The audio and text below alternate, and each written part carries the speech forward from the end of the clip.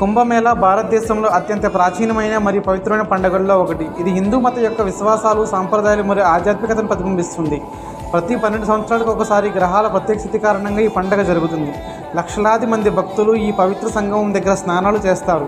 ఈ స్నానం తమ పాపాలను శుద్ధి చేస్తుందని మరియు మోక్షాన్ని అందజేస్తుందని భక్తులు నమ్ముతారు. దేవతలు తమ శక్తిని పోగొట్టుకుని దాన్ని తిరిగి పొందడం కోసం అమృతం సంపాదించాలని క్షీరసాగర్ మందనాన్ని పూనుకుంటారు. దీనికి గాను వీరికి అమృతం లభించాక శిరసగం తీసుకోవాలని ఒప్పందంతో తమ శత్రువులను అసురుల సహాయాన్ని కోరుతారు. అయితే అమృతం కలిగి ఉన్న కుంభం కనబడగానే పోట్లాట మొదలవుతుంది.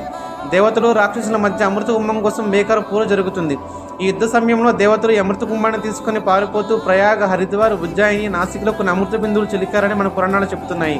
దీనినే కుంభమేళా అని అంటారు. ప్రధానంగా భారతదేశంలో ఈ 4 ప్రదేశాలలో ప్రతి 12 సంవత్సరాలకు ఒకసారి పూర్ణ కుంభమేళా జరుగుతుంది. మహాకుంభమేళా ఇది ప్రయాగరాజ్లో మాత్రమే జరుగుతుంది. గంగా, యమున మరియు సరస్వతీ నదులు కలిసిన సంగమే ప్రయాగరాజ్. 12 పూర్ణ కుంభమేళాలు కలిపితే మహాకుంభమేళా అవుతుంది. అంటే 144 సంవత్సరాలకు ఒకసారి వచ్చేది మహాకుంభమేళా. 2025 ప్రయాగరాజ్లో జనవరి 13 నుంచి ఫిబ్రవరి 26 వరకు మహాకుంభమేళా జరుగుతుంది. కుంభమేళా జరిగి 45 రోజుల్లో ఈ 6 రోజులు ప్రత్యేకమైనవి. అవి జనవరి 13 పుష్య పౌర్ణమి, జనవరి 14 మకర సంక్రాంతి, జనవరి 29 మౌని అమావాస్య, ఫిబ్రవరి 3 వసంత పంచమి, ఫిబ్రవరి 12 మాఘ పూర్ణిమ, ఫిబ్రవరి 26 మహాశివరాత్రి. ఈ 6 రోజులు త్రివేణి సంగమంలో స్నానం చేయడానికి సాధారణ భక్తులు, వీఐపీలు వస్తారని యూపీ గవర్నమెంట్ అంచనా వేస్తుంది.